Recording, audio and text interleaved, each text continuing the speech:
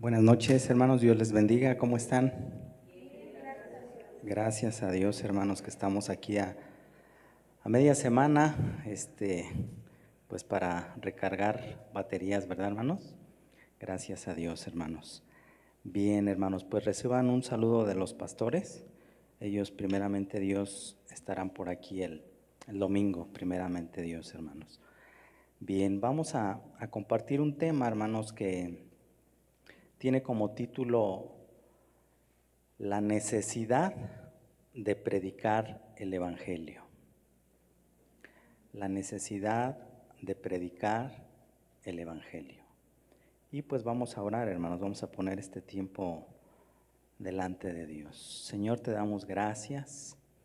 Muchas gracias, Señor, por tu amor, por tu misericordia, por tu fidelidad, Padre. Gracias, Señor, porque, Señor, aunque muchas veces, Señor, nosotros nos manifestamos para contigo de una manera infiel, Señor, tú siempre permaneces fiel, Padre.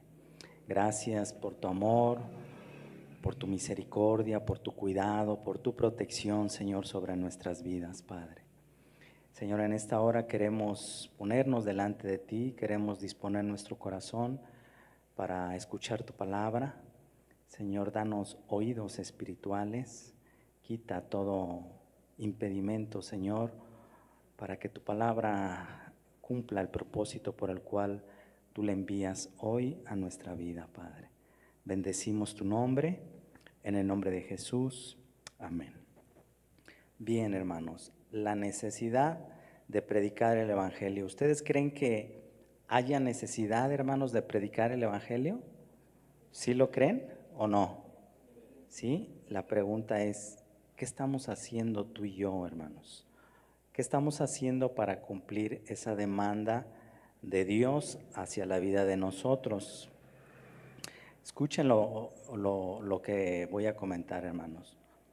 No fue nuestro esfuerzo humano lo que trajo a Cristo al mundo. No fue nada de nuestro esfuerzo humano lo que trajo a Cristo al mundo. No fue el esfuerzo humano el que resucitó a Jesucristo. No fue nuestro esfuerzo lo que nos reconcilia con Dios. Nada de lo que nosotros hagamos, hermanos, es para beneficiar a Dios. Nada, hermanos. Dios lo ha hecho todo por nosotros. Y nosotros lo que tenemos que hacer es creer con fe lo que Dios dice a través de su palabra. Debemos de reconocer el sacrificio que Jesucristo hizo en la cruz por nuestros pecados, reconocerlo y aceptarlo a Él como nuestro Señor y Salvador de nuestras vidas. Yo sé, hermano, que tú estás escuchando esto y sí, hermano, ya sé eso. Miren, hermanos, el reconocer a Cristo como Salvador, la mayoría de la gente lo hace.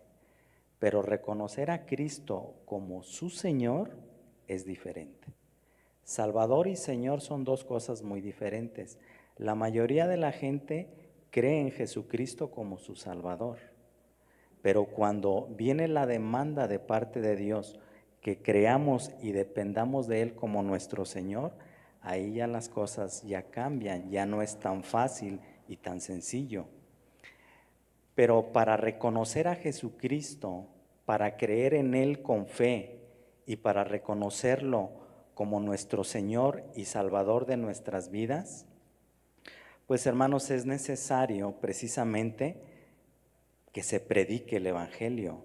De lo contrario, sin la predicación del Evangelio, pues no hay conversión de la persona, ni convicción de pecado en el corazón de la gente.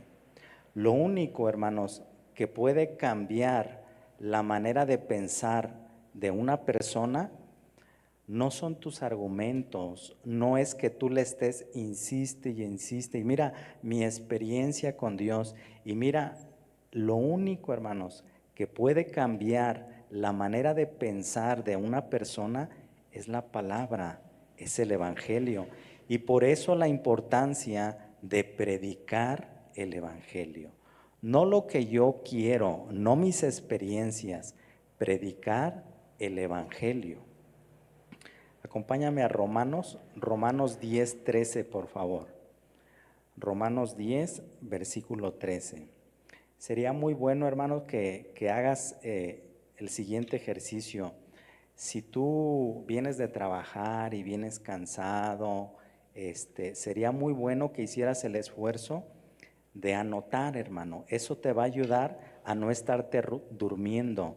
Anota las citas, anota lo que puedas alcanzar a comprender y eso te va a ayudar a estar alerta y no estar como boxeador cabeceando. Entonces, es una sugerencia, hermanos. Romanos 10, 13 dice, porque todo aquel que invocar el nombre del Señor será salvo. Pues ahí está, hermano. Nomás se trata de invocar y ya, la gente es salva. ¿Sí será así, hermanos? ¿Sí se referirá a eso esta cita bíblica?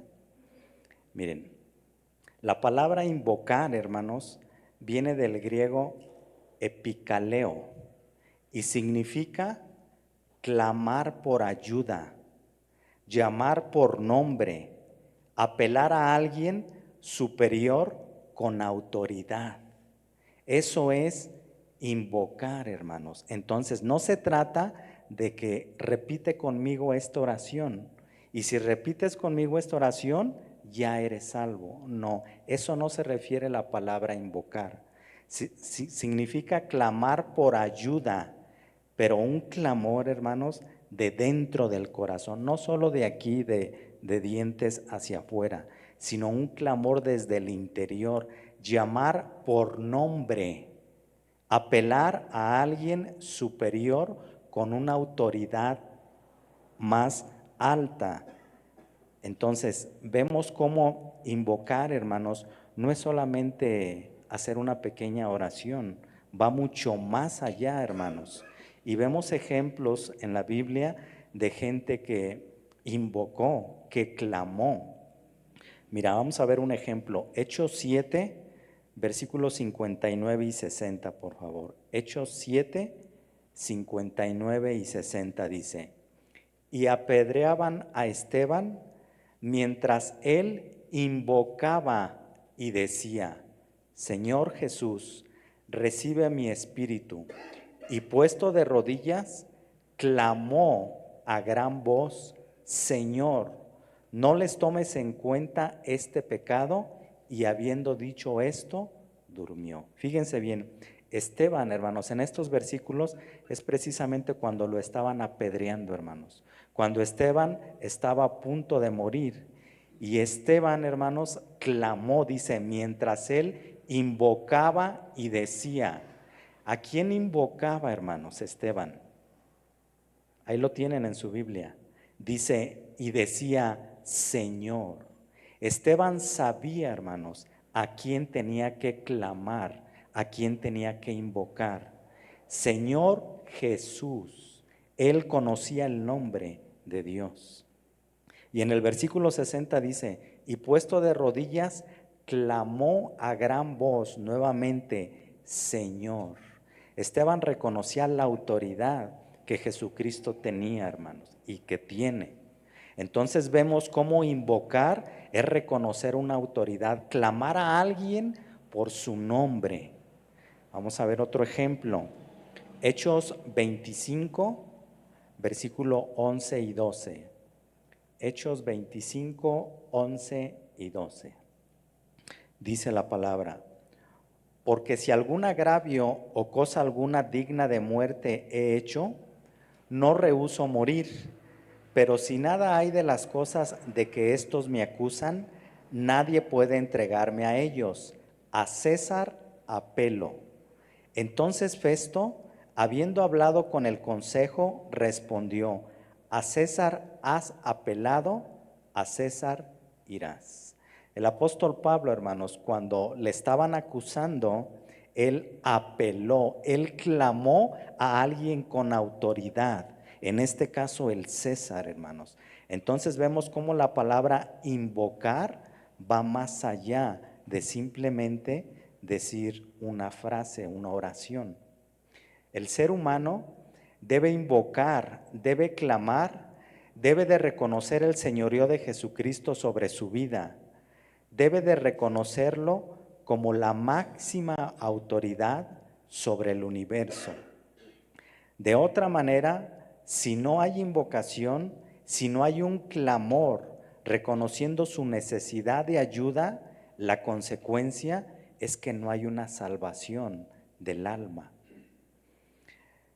Pero para que el ser humano clame a Dios, primero debe entender, debe de comprender que es un ser humano pecador, porque su naturaleza tiene la tendencia al pecado y que la única manera que el ser humano puede cambiar su manera de vivir y de pensar es cambiando su naturaleza, hermanos. No hay otra manera. Se nos han puesto ejemplos. Por ejemplo, ¿qué pasa si nosotros agarramos un puerquito de esos lechoncitos de 2, 3 meses y lo bañamos y le echamos hasta shampoo y sale el puerquito bien rosita, ¿verdad? Bien bañadito y lo soltamos? ¿Qué va a hacer ese puerquito? ¿A dónde va a correr? Al lodo, a revolcarse, a ensuciarse. La pregunta es ¿por qué? Pues porque la naturaleza, la tendencia del puerquito es a ensuciarse. Hermanos, nosotros como ser humanos, nuestra naturaleza, nuestra tendencia es al pecado. Es correr a ensuciarnos, a revolcarnos en el pecado. Entonces, la única manera para que una persona deje de pecar es precisamente cambiando su naturaleza, que haya un cambio de su forma de pensar, hermanos. Y esto solo lo puede hacer el Espíritu Santo. Cuando se le predica la palabra de Dios, cuando se les predica el Evangelio de una manera correcta y completa. No solo una parte del Evangelio, no solo lo que la gente quiere escuchar, sino todo el Evangelio, las dos caras de la moneda. Es decir, Dios es bueno y perdonador, claro que sí, lo sabemos, pero también es Dios justo que da el pago merecido a cada uno de acuerdo a sus hechos. Es un Dios santo que aborrece el pecado. Hermano, eso es lo que se le tiene que predicar a la gente. La gente solamente quiere escuchar de que Dios es bueno, de que Dios me ama tal y como soy. ¿Sí será correcto eso, hermanos, que Dios ama a toda la gente tal y como es? Bueno, la Biblia enseña otra cosa. La Biblia dice que Dios ama al pecador, pero aborrece el pecado. Entonces, a la gente se necesita decirle que es un pecador, tiene que reconocer que es un pecador. No se trata, hermanos, de querer congraciarnos con la gente, tratar de quedar bien con la gente. Si bien es cierto, necesitamos la gracia de Dios para cuando estamos compartiendo con la gente, hermanos, eso no implica que no se le hable todo el contexto de la Biblia. Se necesita confrontar a la gente con su condición espiritual. Y la única manera de que la gente reconozca que es un pecador pues es a través de la Biblia, hermanos. Con la Biblia, mira, la Biblia dice que tú eres un pecador. ¿Yo? Pero si yo no he matado, no he robado. Bueno, la Biblia dice que no hay ni un solo justo.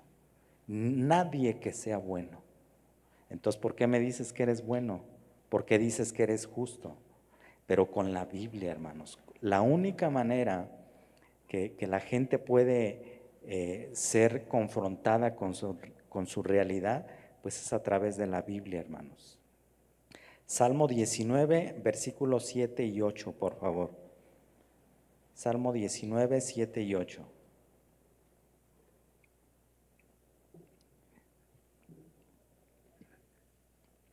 La ley de Jehová es perfecta, hablando de la palabra, hermanos. Fíjense bien, lo que hace la Biblia, hermanos, lo que hace la palabra, que convierte el alma. El testimonio de Jehová es fiel, que hace sabio al sencillo. Hermano, hay gente que dice, hermano, es que yo no entiendo la Biblia, es que yo no fui a la escuela. Hermanos, la Biblia, Dios a través de su palabra tiene el poder, hermanos. Yo he conocido gente, hermanos, que literalmente no saben leer, nunca fueron a la escuela, y a través de la escuela bíblica se les empieza a enseñar, y con mucha paciencia, hermanos, ellos terminan la escuela bíblica y conocen realmente quién es Dios a través de la palabra. Dice que la Biblia hace sabio al sencillo. Dios, hermano, quiere que tú y yo no seamos personas sencillas en el sentido de ser ignorantes en cuanto a la palabra y Dios mismo. El Hijo de Dios, la Biblia, nos hace sabios para con la gente, para hablar de la palabra. Los mandamientos de Jehová son rectos, que alegran el corazón. ¿Estás triste? Lee la Biblia. Aquí dice, los mandamientos de Jehová son rectos, que alegran el corazón. Es que no sé qué hacer, hermano. Estoy deprimido, me siento triste, desanimado. Lee la Biblia. La Biblia tiene ese poder de animarnos, porque es espiritual, hermanos. Dice que alegra el corazón, el precepto de Jehová es puro, que alumbra los ojos. Por eso la Biblia, hermanos, es comparada como una lámpara. Porque a través de la Biblia, con una lámpara, ¿qué hacemos, hermanos? En un lugar oscuro nos sirve para iluminar y ver por dónde caminar. La Biblia nos abre los ojos, hermanos. Estábamos cegados. No podíamos ver quién era Dios, no podíamos entender su palabra, pero a través del Espíritu Santo viene y nos quita ese velo y nos da la revelación, el entendimiento, y podemos comprender la palabra y quién es Dios mismo, hermanos. Ese poder tiene la palabra de Dios, hermanos. Entonces, ¿será importante o no será importante que prediquemos la palabra de Dios, hermanos?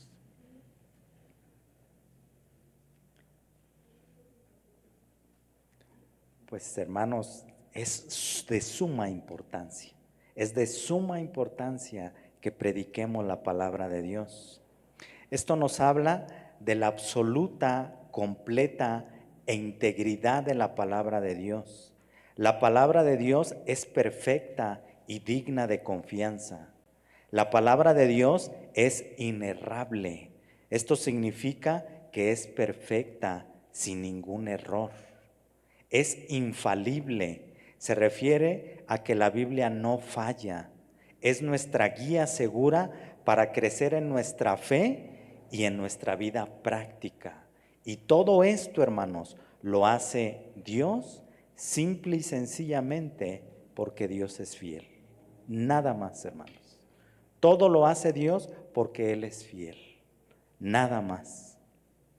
La ley de Dios, la palabra, es una guía, una luz en nuestro camino y no cadenas en nuestras manos y nuestros pies. La Biblia nos señala el peligro y nos advierte. La Biblia nos guía por donde debemos caminar en este mundo que está en oscuridad por el pecado. La Biblia nos hace personas sabias, nos quita lo torpe. La palabra de Dios, el Evangelio de Cristo, tiene el poder para convertir el alma de una persona pecadora, para que ésta se vuelva a Cristo. La Biblia, hermanos, la palabra, el Evangelio, es lo único, hermanos, que tiene el poder para cambiar a una persona, el Evangelio. El único que tiene el poder y la autoridad para salvar el alma de las personas es Jesucristo. Y Él lo hace a través de la predicación del Evangelio.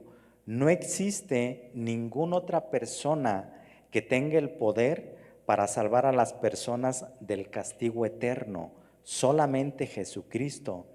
Y todas aquellas personas que rechacen el Evangelio, hermanos, tendrán una consecuencia. Todos los que rechacen la gracia, las buenas nuevas, eso significa el Evangelio, las buenas nuevas de salvación.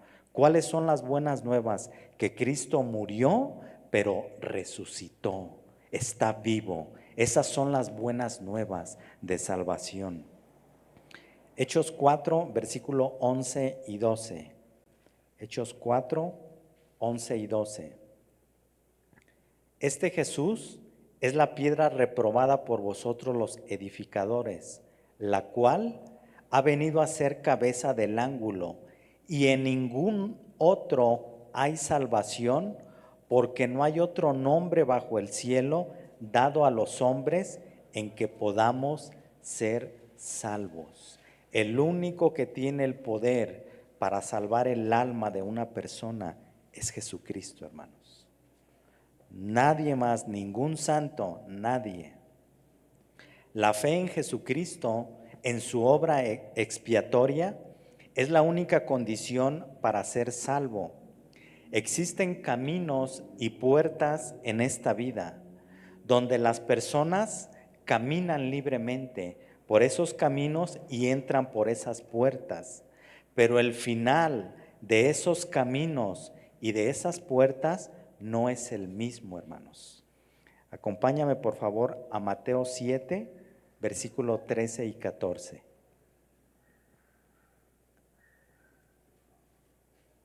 Mateo 7, versículo 13 y 14 dice: entrad por la puerta estrecha, porque ancha es la puerta y espacioso el camino que lleva a la perdición, y muchos son los que entran por ella.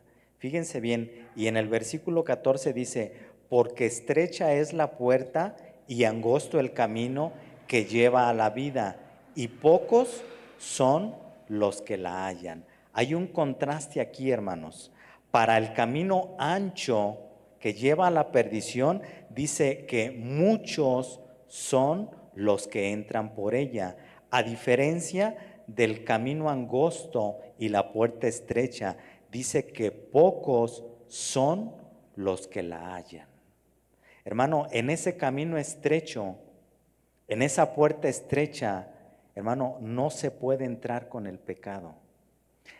Yo creo que la mayoría de nosotros hemos ido a una gasolinera, ¿verdad? Ahorita las gasolineras, hermanos, tú entras, quieres entrar al baño y pusieron una maquinita donde le echas tú una moneda para poder entrar. Pero para poder entrar ahí hay unos tubos, unas puertas que te impiden que entres.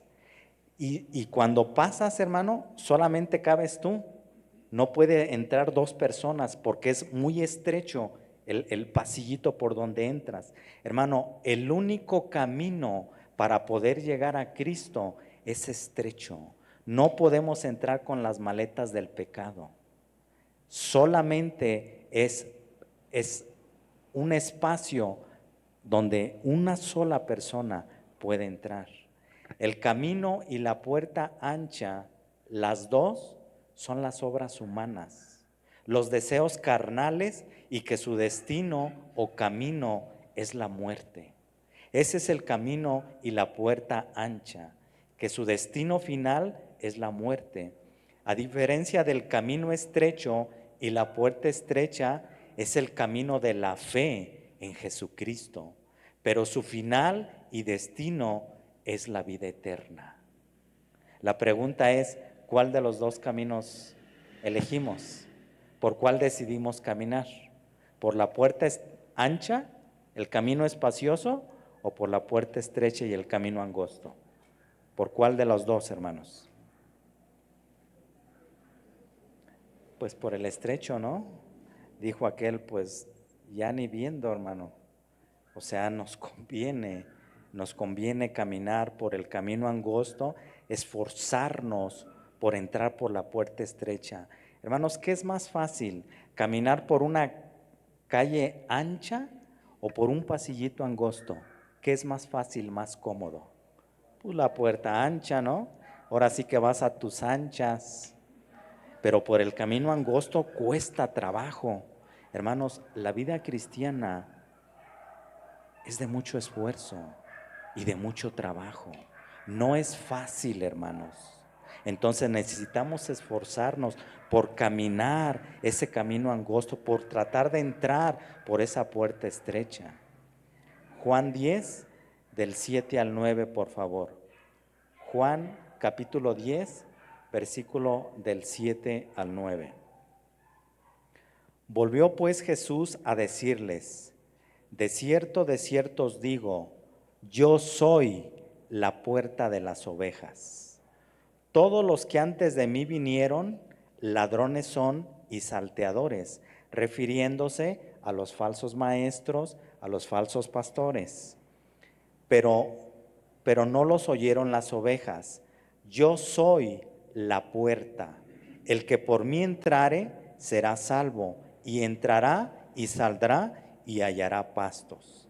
Entonces, Jesús aquí está diciendo que Él es la puerta, hermanos. Él es la puerta por la cual sus ovejas entran. Solo las ovejas de Cristo entran por la puerta. Escuchen, hermanos. Las que no son ovejas no entran por la puerta. Las ovejas se brincan la cerca. Las ovejas entran por la puerta. Y en Juan 14:6 dice, Jesús les dijo, yo soy el camino y la verdad y la vida. Nadie viene al Padre sino por mí. Jesús, hermanos, no se andaba por las ramas a la hora de predicar.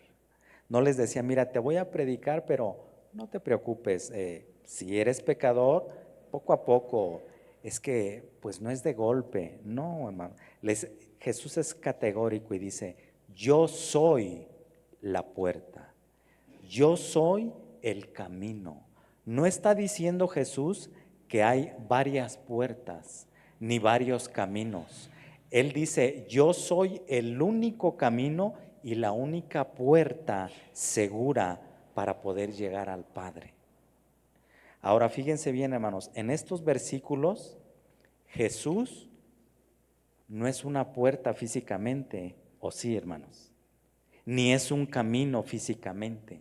Lo que está haciendo Jesús, lo que vemos en estas citas, es una figura retórica llamada metáfora y se está usando para ejemplificar, para ilustrar que Jesucristo es el único camino seguro y puerta eficaz para poder llegar al Padre y para tener la vida eterna.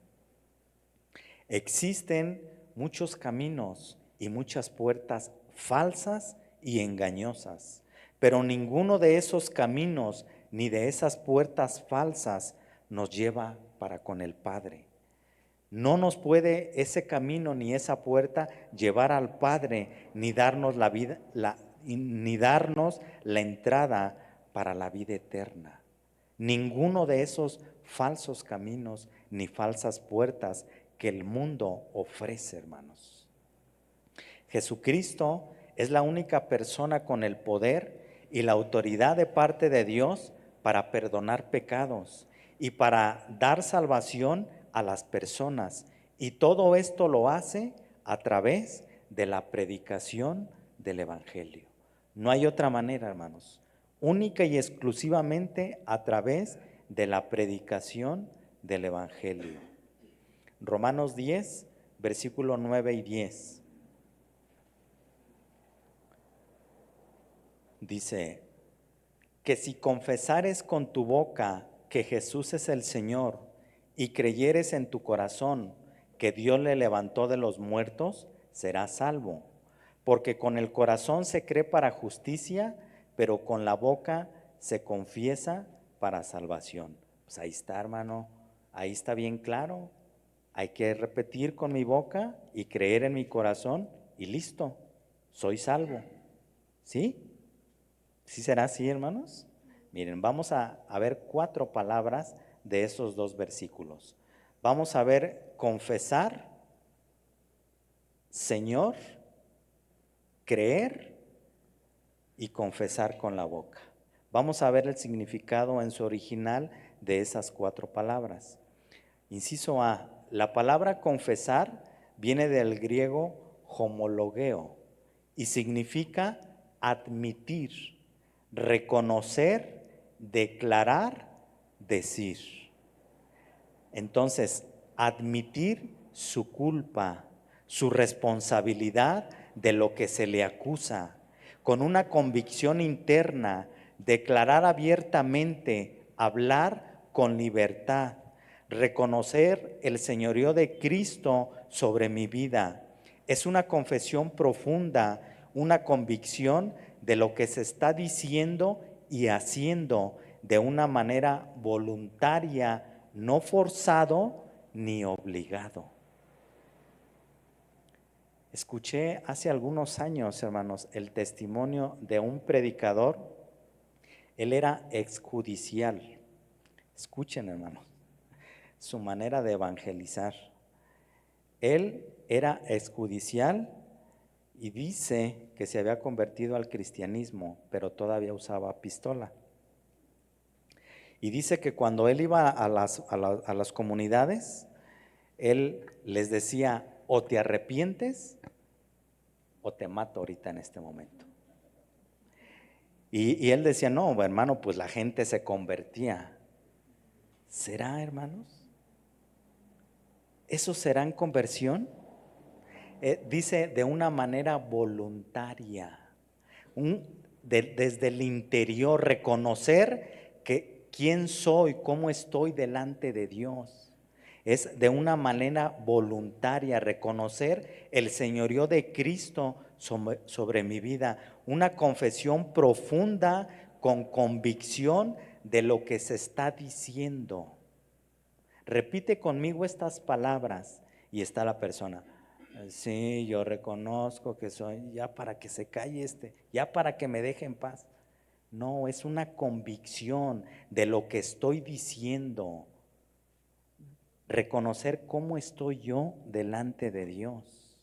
Entonces, confesar, hermanos, es admitir, reconocer, declarar, decir. La persona tiene que reconocer su condición delante de Dios. Mateo 10, versículo 32 y 33. A cualquiera pues que me confiese delante de los hombres, cualquiera que ¿qué? Que me confiese delante de los hombres, yo también le confesaré delante de mi Padre que está en los cielos. Y a cualquiera que me niegue delante de los hombres, yo también le negaré delante de mi Padre que está en los cielos. ¿Por qué? Porque no hay una convicción. Yo no confieso que Jesucristo es mi Señor, yo no lo declaro con mi boca, no lo creo en mi corazón, no lo vivo. Entonces, cuando llegue delante de Dios, Dios me va a decir, ¿tú quién eres? Nunca me confesaste, nunca lo viviste, decías, pero no vivías, no hacías. Entonces, es más allá de simplemente articular unas palabras.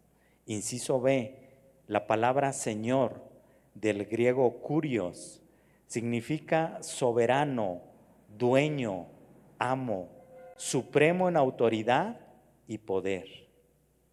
Es un título de respeto. Era el título que se aplicaba al emperador romano. Era el título de los dioses griegos y romanos que se les colocaba antes de su nombre. En el Antiguo Testamento, la palabra kurios es la palabra que se usaba para el nombre de Yahweh o Jehová. Los primeros cristianos, escuchen, preferían morir antes que confesar, antes que declarar, antes que decir que el César era su Dios.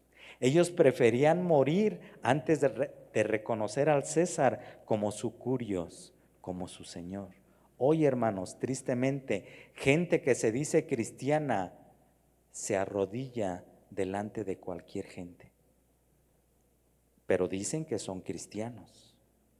No, hermanos, el señorío de Cristo es solamente, el reconocimiento del señorío de Cristo es solamente para Él, hermanos. Solamente Él merece ese título, ese reconocimiento. Cuando llamaban a Jesús Curios, no solo lo confesaban como el Señor supremo de su vida, no solo lo igualaban al emperador o a los dioses griegos, sino como el Dios único y verdadero al que se debía absoluta obediencia y culto reverente. Solamente delante de Dios se postraban ellos, hermanos. Lo reconocían a Él como su Señor. Escuché a un pastor que fue a Guatemala, y estando en Guatemala en un estadio lleno, repleto el estadio, dice que el que estaba moderando agarró el micrófono y dijo: ahora con ustedes su santidad, el Cordero. Y dice que de una puerta salieron con un estandarte, y en ese estandarte iba un cordero dibujado. Y dice que todos los pastores que estaban en la plataforma se empezaron a arrodillar delante del estandarte. Hermano, increíble, pastores postrándose ante un pedazo de tela que era el cordero inmolado. Hermanos, el único al que debemos de postrarnos y reconocer su señorío es ante Jesucristo, hermanos. Ante nadie más, hermanos. Llamar curios Señor a Jesús es reconocer y confesar su divinidad. Lo primero que una persona debe hacer es reconocer su condición de pecador y su necesidad de ser salvado del castigo eterno por el único que puede hacerlo, por Jesucristo, hermanos. Entonces, cuando tú quieras predicarle a una persona, no le hagamos al vivo, ni le hagamos al inteligente. Es que necesito ser muy sabio para predicarle a la gente. Es que no quiero ser religioso. No, hermano, Jesús no era religioso. Jesús les hablaba la palabra, les hablaba el evangelio, sin maquillar. La gente necesita reconocer en primera instancia que es un pecador. Y eso es a través del evangelio. Inciso C, la palabra creer, del griego pisteo o pistis, significa fe. Significa confiar en, tener fe en, estar plenamente convencido de, reconocer a, depender de alguien. Expresa una dependencia y confianza personal que termina en obediencia. Es estar sometido a la voluntad perfecta de Dios y con una confesión positiva del señorío de Cristo sobre mi vida. Eso es creer. Hay que creer que Jesucristo resucitó. La resurrección de Jesucristo era una parte esencial del credo cristiano. El cristiano cree, pero no solamente que Cristo vivió y murió, sino también cree que Jesucristo resucitó. Hermanos, si no creemos que Cristo resucitó, no tiene caso el decir que soy cristiano. ¿Creo en Cristo, en alguien que está muerto, que murió? Pues sería algo catastrófico, hermanos. No, Cristo murió, pero resucitó. Él está vivo. Tenemos que creer, se tiene que creer que Cristo murió, pero que resucitó. Lucas 24, del 3 al 7.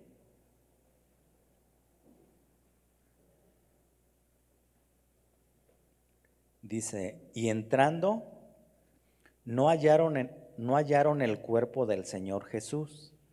Aconteció que estando ellas perplejas por esto, he aquí se pararon junto a ellas 2 varones con vestiduras resplandecientes.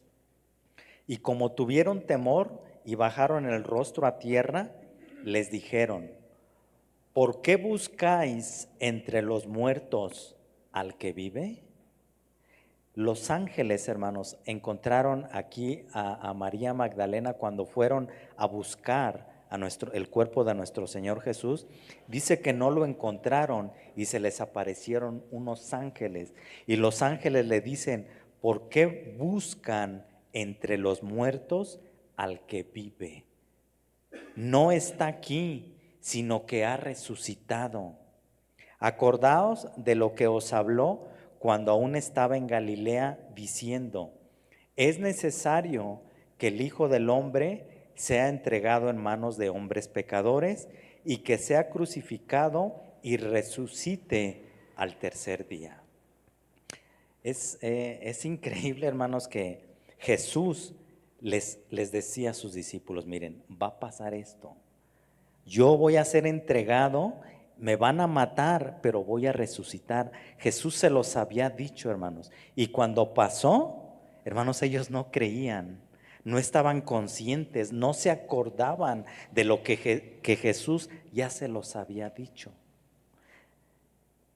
El cristiano no solo debe saber de Cristo, sino debe conocer a Cristo personalmente. El cristiano no solo se limita a creer de Jesucristo como un personaje histórico solamente, sino cree que Jesucristo es una realidad en su vida. No es solamente alguien que existió, no, es alguien que vive, que está vivo, que tengo una relación con Él, lo conozco a Él. Juan 17:3. Juan 17, versículo 3. Y esta es la vida eterna, que te conozcan a ti, el único Dios verdadero, y a Jesucristo, a quien has enviado. Primera de Juan 5:20. Pero sabemos que el Hijo de Dios ha venido y nos ha dado entendimiento para conocer al que es verdadero. Y estamos en el verdadero, en su Hijo Jesucristo. Este es el verdadero Dios y la vida eterna. Hermanos, la vida eterna para un hijo de Dios empieza a partir de cuando reconoce el sacrificio de Cristo en la cruz. A partir de ese momento empieza la vida eterna para el cristiano, para el nuevo, para el que ha nacido de nuevo, hermanos. A partir de ese momento empezamos a disfrutar de esa vida eterna que Él nos promete. De ahí la importancia de conocer realmente quién es Jesucristo. El único Dios verdadero, Dios se revela a través de Jesucristo y este se muestra para con nosotros a través de su palabra. No hay otra manera de conocer a Dios, de conocer a Jesús. La única manera es a través de su palabra, es a través de la Biblia. De nuestra comunión e intimidad que tengamos con Dios, de la lectura y meditación de la Biblia, de ahí dependerá nuestro conocimiento y crecimiento en Dios. Y como consecuencia, nuestra dependencia y confianza será mayor en Dios. Entre más conozco de Dios, más confío y dependo de Él. Pero entre menos conozco de Dios, menos confianza y menos dependencia voy a tener de Él. Es sencillo, ¿no, hermanos? O sea, no hay tanto que buscarle. El cristiano no solo cree que Jesucristo fue un mártir, sino también conoce y cree que Jesucristo venció, hermanos. Es importante, hermanos, que creamos y entendamos que Jesucristo venció, hermanos. No fue un mártir que sufrió mucho y se quedó ahí muerto. No, hermanos, Jesucristo venció, resucitó, está vivo. Colosenses 2, del 13 al 15. Colosenses capítulo 2, versículo 13 al 15. Y a vosotros, estando muertos en pecados y en la incircuncisión de vuestra carne, os dio vida juntamente con él, perdonando todos los pecados, anulando el acta de los decretos que había contra nosotros, que nos era contraria, quitándola de en medio y clavándola en la cruz, y despojando a los principados y a las potestades, los exhibió públicamente, triunfando sobre ellos en la cruz. Hermanos, esto merece un aplauso para nuestro Señor Jesucristo. Él resucitó, Él venció, hermanos, la muerte. Ni aun las potestades ni los principados pudieron detenernos, ni la misma muerte. Hermanos, Cristo venció, hermanos. Él está vivo. Antes de creer en Cristo, nuestra naturaleza era mala. Desobedecíamos, nos rebelábamos e ignorábamos a Dios. No podíamos amarlo. Pero ahora, con la nueva naturaleza, Dios ha crucificado la antigua naturaleza rebelde y la cambia con una nueva naturaleza. La paga del pecado que merecíamos, todos nosotros la cumplió Cristo en la cruz. Dios nos declara inocentes. No necesitamos vivir bajo el poder del pecado. Dios no nos saca del mundo para convertirnos en robots. Todavía nos sentimos pecadores y algunas veces caemos y fallamos. La diferencia es que antes de que fuéramos salvos, éramos esclavos de nuestra naturaleza pecaminosa. Practicábamos el pecado, pero ahora somos libres para vivir para Cristo. Nuestra deuda por el pecado ha sido pagada completamente. Nuestros pecados han sido clavados en la cruz y olvidados por Dios. ¿Qué les parece, hermanos? ¿Qué les parece, hermanos? Bien. Cristo ganó la victoria sobre todas las fuerzas satánicas en la cruz, donde sus esfuerzos para detener el plan divino de redención fueron frustrados de forma irreversible. Cristo los venció en la cruz, fueron vencidos con la resurrección de Jesucristo sobre la muerte. Hermanos, y esto para mí me llena de gozo y de felicidad. Esto para mí es estar pleno, hermano. Esto para mí me llena, no sé para ti, hermano, pero a mí esto me basta, me es suficiente. Cristo, saber que Cristo murió y resucitó y venció aún a la propia muerte. Eso para mí es suficiente. Romanos 10:10.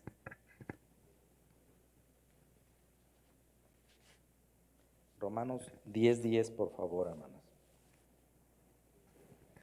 Dice, porque con el corazón se cree para justicia, pero con la boca se confiesa para salvación. Inciso D. El cristiano no solo debe creer en Jesucristo, sino también debe confesar con sus labios. Escuchen, ser cristiano es creer y confesar. Creemos y testificamos. Creo y comparto. Si solamente creo y no comparto, se duda de un nuevo nacimiento. Lo voy a volver a repetir. El cristiano no solo cree, sino confiesa, testifica, comparte. Si solo creo y no comparto, es dudable el nuevo nacimiento. ¿Por qué? Porque todos los que creyeron en Cristo dieron las buenas nuevas, anunciaron, hablaron de Él, no se quedaron callados, testificaron lo que Cristo había hecho en su vida. Los milagros, los prodigios que vieron, ellos lo compartieron con los demás. El creer implica testificar ante los demás. No es suficiente que Dios sepa que estamos de su lado, sino que necesitamos hablarle a la gente de Cristo. Cuando alguien realmente cree algo, quiere compartirlo con las demás personas. De la misma manera, cuando una persona realmente nace de nuevo, es algo demasiado grande y maravilloso como para quedarse callado, como para quedárselo él solo. Tiene la necesidad de confesar a Cristo a las demás personas. Es decir, compartir del Evangelio con las personas que están a su alrededor. Testifica con sus labios de Jesucristo. Eso es confesar y creer. Testificar con mis labios, hablar de Cristo, hablar del Evangelio. Hechos 26, del 15 al 18. Yo entonces dije, ¿quién eres, Señor? Y el Señor dijo, yo soy Jesús, a quien tú persigues. Aquí, hermanos, es cuando Pablo está testificando ante el rey Agripa y le está comentando su conversión, de cuando Saulo, yendo por el camino, se encontró con Cristo, tuvo el encuentro con Cristo. En el versículo 15 dice, ¿quién eres, Señor? Y el Señor dijo, yo soy Jesús a quien tú persigues. Escuchen, hermanos, ¿a quién estaba persiguiendo Saulo cuando iba en el camino hacia Damasco, hermanos? ¿A quién iba persiguiendo Saulo? A la iglesia. Pero escuchen lo que dice aquí Jesús. Y el Señor dijo, yo soy Jesús a quien tú persigues. ¿Qué quiere decir esto, hermano? Que cuando tú y yo decimos o hacemos algo malo en contra de mi hermano, no se lo hago a mi hermano, se lo estoy haciendo a Dios. La iglesia, hermanos, es la novia de Cristo. Lo que le hacemos a nuestro hermano, hermano, se lo hacemos a Dios. Aquí Jesús le está diciendo, yo soy Jesús a quien tú persigues. Qué delicado, hermanos, es criticarnos, hacernos menos los unos a los otros, porque se lo estamos haciendo a Dios. Versículo 16, pero levántate y ponte sobre tus pies, porque para esto he aparecido a ti. Escuchen, le está diciendo para qué Dios se le reveló, se le manifestó, porque para esto he aparecido a ti, para ponerte por ministro y testigo de las cosas que has visto y de aquellas en que me apareceré a ti, librándote de tu pueblo y de los gentiles a quienes ahora te envío, para que abra sus ojos. ¿Con qué iba a abrir los ojos Pablo de los gentiles? Con el Evangelio, hermanos, con la palabra, para que se conviertan de las tinieblas a la luz y de la potestad de Satanás a Dios, para que reciban por la fe que es en mí perdón de pecados y herencia entre los santificados. Hermano, para eso Dios nos rescata, para eso Dios nos quita la venda de los ojos, para que nosotros llevemos las buenas nuevas, para que hablemos de Él, para que testifiquemos de Él. Lo mismo que Pablo, hermanos. Si no hay confesión de Cristo como nuestro Señor con nuestra boca, no podemos hablar de una salvación genuina y verdadera. O sea, yo digo creer en Cristo, pero no lo confieso, no lo comparto, se duda de una salvación genuina. Romanos 10, 14 y 15.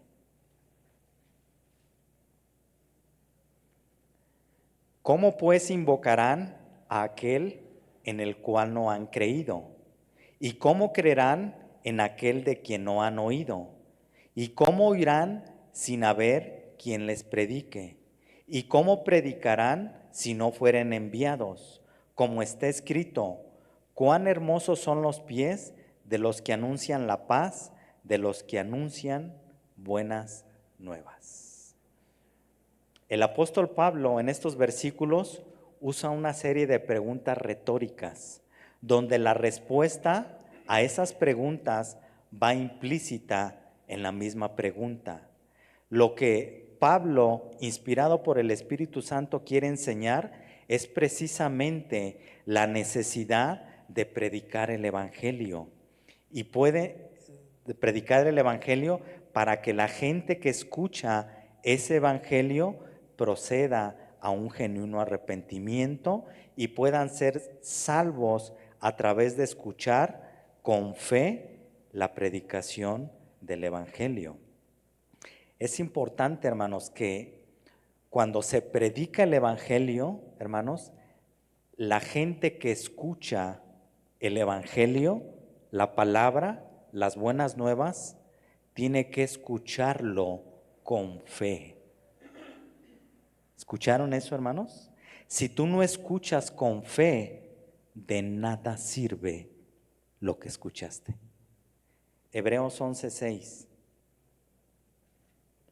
Pero sin fe es imposible agradar a Dios, porque es necesario que el que se acerca a Dios crea que le hay y que es galardonador de los que le buscan. La pregunta de los $50,000 es, hermanos, ¿a qué veniste tú hoy a este lugar? ¿A qué venimos? ¿A qué? A escuchar la palabra de Dios. Pero si no lo hacemos con fe, de nada sirvió que hayas venido. O sea que los que se durmieron, de nada sirvió que hayas venido. El escuchar el Evangelio, hermanos, se debe de hacer con fe. Si no, dice la Biblia que es imposible agradar a Dios. Porque el que escucha debe de creer que Dios existe y que Dios está hablando a través de su palabra. Si no, hermanos, fue tiempo perdido. La invocación se debe hacer con fe para poder creer. Y para poder creer se debe antes oír la palabra. Y para poder oír la palabra se debe antes predicar. Y para poder predicar la palabra se debe antes ser enviado. Nadie puede invocar a Dios si no tiene fe en Él, ni tampoco creer en Él sin que antes haya oído hablar de Él, ni tampoco oír nada acerca de Él si no hay quien le predique. Y nadie puede predicar a menos que Dios lo envíe. ¿Se fijan cómo es un seguimiento, hermanos? Es un orden. No lo puedo hacer como yo quiera, cuando yo quiera. Hay un orden, hermanos. Existe una responsabilidad en todas las personas que escuchan el Evangelio. La respuesta que cada persona dé ante la exposición de la palabra es su responsabilidad personal. No habrá excusa como para decir: yo nunca escuché del Evangelio, a mí nunca me predicaron. El Evangelio hoy en día, hermanos, se ha difundido como nunca antes a través de los medios de comunicación, del internet. Entonces, cuando lleguen las personas o lleguemos delante de Dios, no habrá excusa para decir: a mí nunca me predicaron, no me hablaron del Evangelio.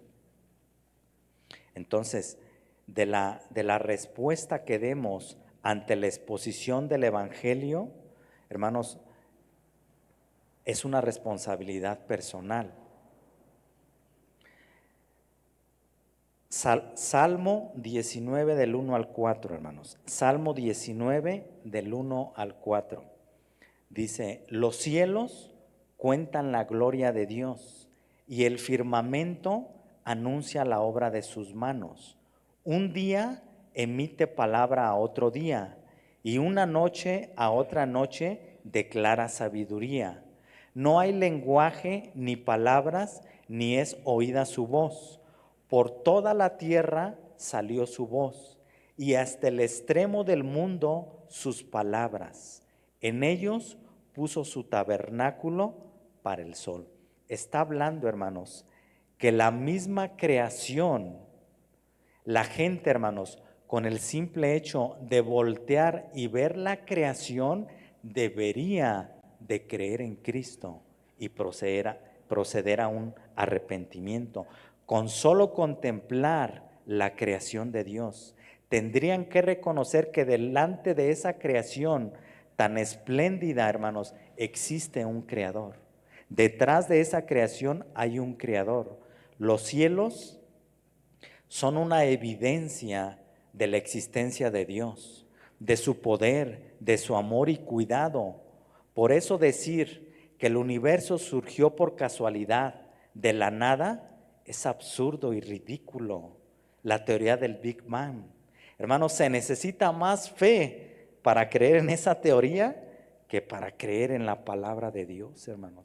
¿Cómo de la nada surgió todo? Yo agarro esta servilleta y la rompo en pedazos y la aviento y creo que va a caer formadita. Pues es ridículo, pues así de ridículo es esa teoría.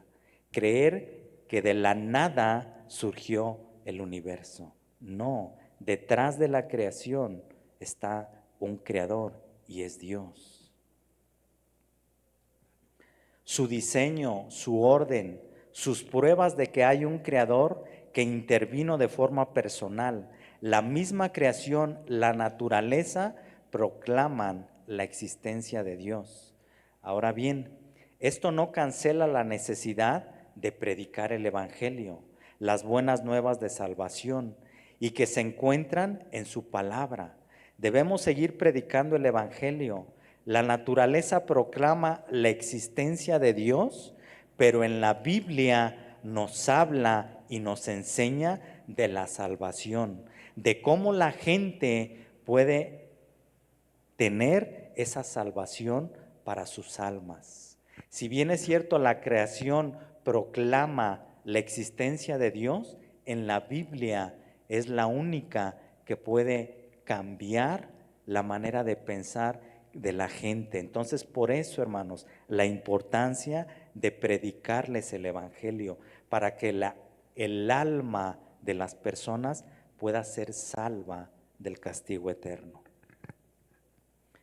La gente debería de creer en Dios como su creador simplemente al ver las evidencias en la naturaleza que lo rodea. Pero Dios nos dio ese privilegio a sus hijos, a los redimidos, que nosotros prediquemos su amor, su perdón, su misericordia, su gracia, pero también de su juicio para todos aquellos que no crean y se arrepientan. Hermanos, ese privilegio de predicar el Evangelio, hermanos, ni los mismos ángeles se les dio ese privilegio. Eso, hermanos, debería de motivarnos, hermanos, a predicar el Evangelio. Ni los propios ángeles se les dio esa tarea, esa labor, ese privilegio de hablar de Dios. La pregunta es, ¿qué estamos haciendo, hermanos? ¿Qué estamos haciendo? ¿Estamos predicando el Evangelio o nos estamos quedando callados? La gente debe escuchar el Evangelio, la predicación de la palabra de Dios, pero debe de hacerlo con fe y obediencia a lo que se está escuchando. De lo contrario, si no hay obediencia a lo que se escucha, no sirve de nada, no hay un cambio en la persona. Romanos 16, 26.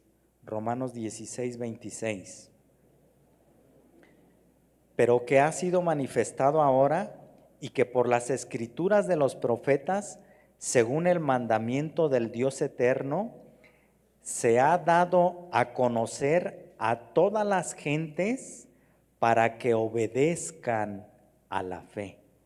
Entonces, cuando se comparte la palabra, el que escucha la palabra, ¿cuál es su tarea?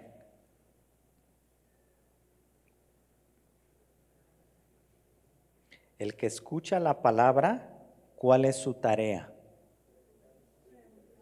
¿Cómo? Obedecer. Obedecer a lo que estoy escuchando. Si no obedezco a lo que escucho, no hay un cambio en mi vida, no me sirvió de nada.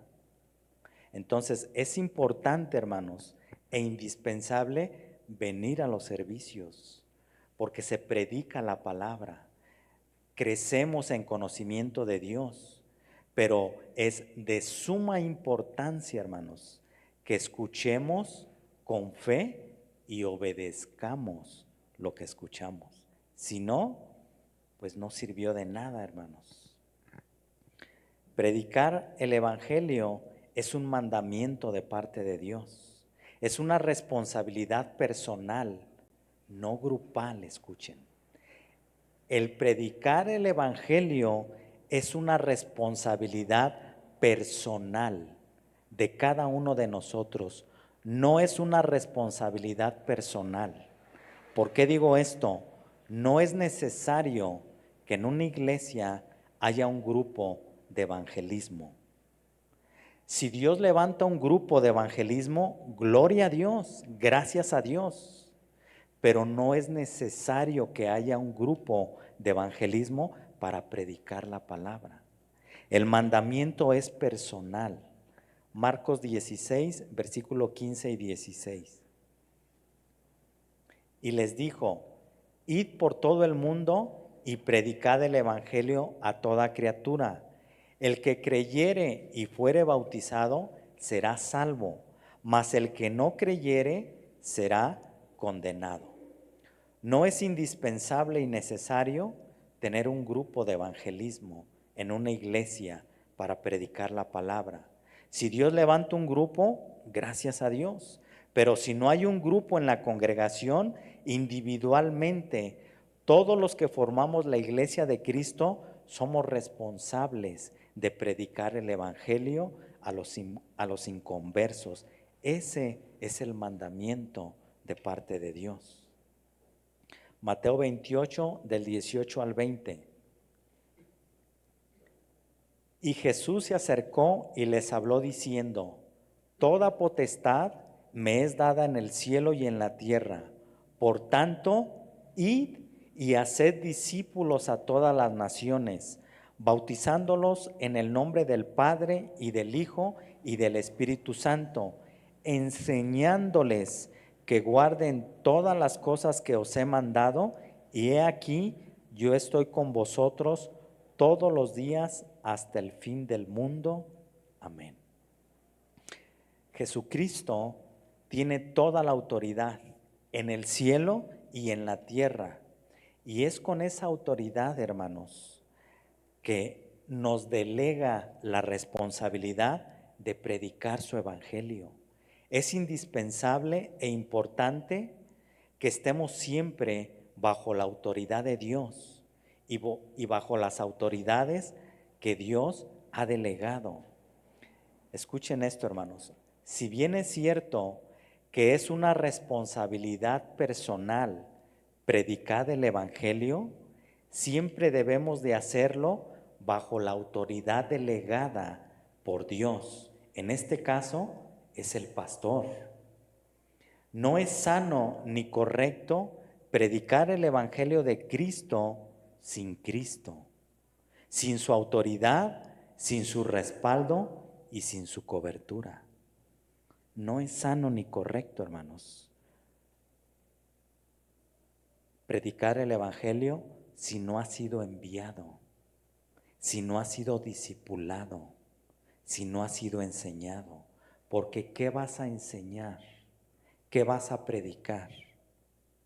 Por eso la importancia, escuchen, hermanos, Jesús, cuando mandó a sus discípulos en Mateo 28, del 18 al 20 que leímos, cuando les dio la comisión de ir y hacer discípulos, ¿cuánto tiempo pasó antes de mandarlos, hermanos?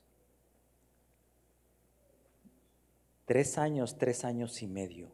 Jesús pasó tiempo con sus discípulos enseñándoles, capacitándolos para que cuando Él ya no estuviera, ellos estuvieran listos para ir y predicar el evangelio. Hermano, si no estamos listos, no es sano ni correcto predicar el evangelio, porque no sabemos hacerlo, hermanos. No somos llaneros solitarios, hermanos. Hagamos las cosas con orden, para que Dios sea verdaderamente glorificado en todo lo que hagamos, en humildad y en obediencia, hermanos. Así es de que si tú crees que tienes el llamado a salir y predicar, gracias a Dios, pero acércate con el pastor, inscríbete a la escuela bíblica. Si ya saliste de la escuela bíblica y crees que tienes ese llamado de parte de Dios, acércate con el pastor, habla con él y dile. Y si el pastor te dice, hermano, adelante, vaya y comparta, gloria a Dios. Pero si te dice que no, hermano, tenemos que sujetarnos a las autoridades que Dios ha delegado sobre nuestras vidas. No, pero es tú y yo entramos solitos por ese pasillo. Nadie nos trajo. Decidimos voluntariamente sujetarnos a la autoridad que Dios ha puesto en este lugar.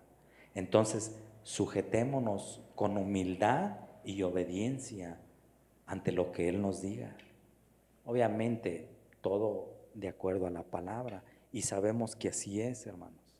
Entonces, gracias a Dios por las iglesias que tienen un grupo de evangelismo, gracias a Dios. Pero si Dios no ha levantado un grupo aquí, hermanos, eso no es un impedimento para que tú y yo prediquemos el evangelio. Con nuestros vecinos, cuando vas a las tortillas, cuando vas al mandado, en la escuela, en tu trabajo. Necesidad, hermanos, está a la vuelta de la esquina.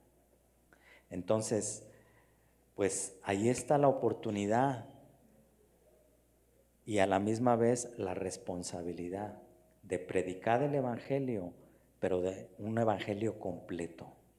No solamente que Dios te ama, no solamente que Dios es bueno. Sí, Dios es bueno y Dios nos ama, pero también Dios es santo y es justo y castiga a aquellos que no obedecen su palabra. Entonces, hermanos, pues que Dios nos ayude a cada uno de nosotros a predicar el evangelio, entender que hay necesidad, hermanos.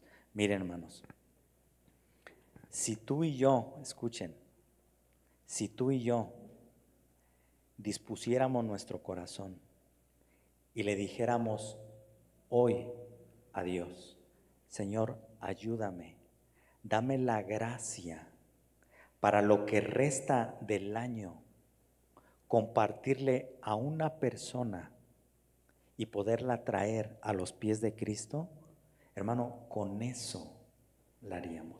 Con una persona que le habláramos y que viniera al conocimiento de Cristo. Es muy gravoso, hermanos. Es mucho trabajo. Dispongámonos, hermanos, para que Dios use nuestra vida. Dios está dispuesto a usarnos, hermanos.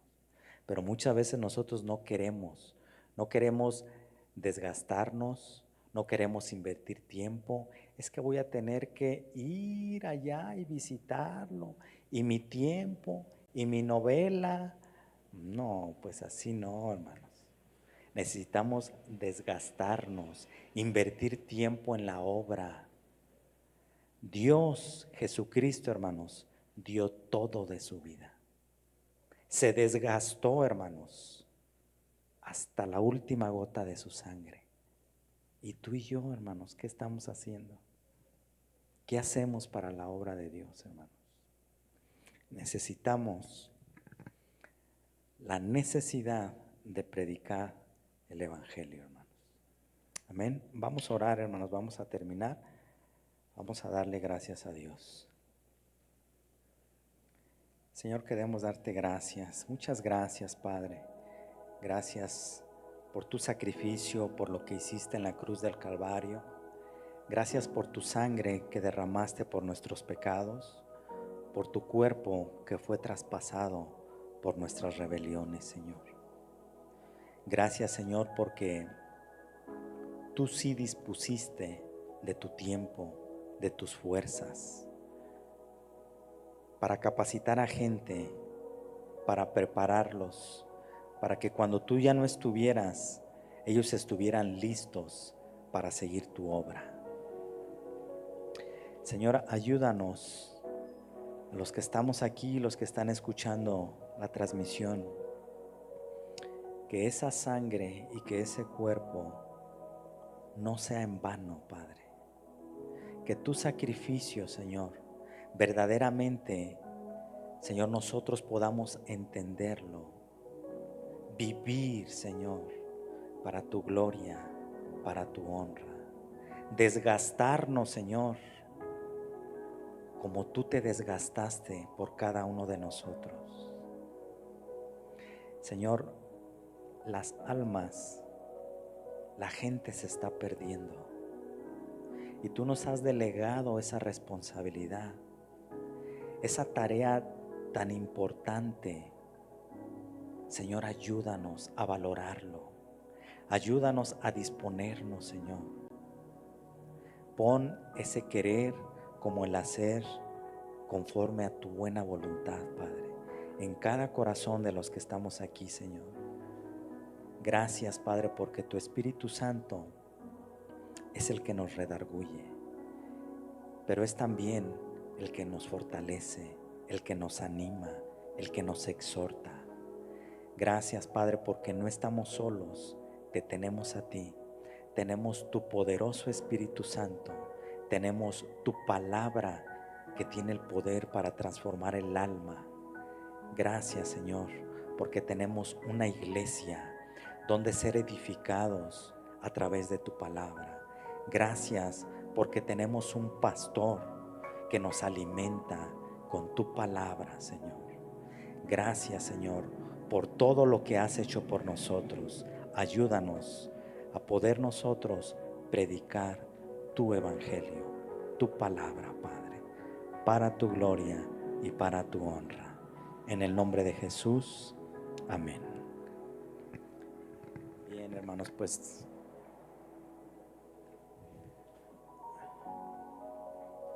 ok, hermanos, me están pasando un aviso que todos a las se requieren 2 donadores de sangre para la programación de la cirugía de la hermana Margarita. Va a ser mañana a las 6 de la mañana con su credencial de lector en el seguro de la Charanda, en la puerta principal. Hermanos, la hermana Margarita tiene más de 8 días, no la han podido operar, hermanos.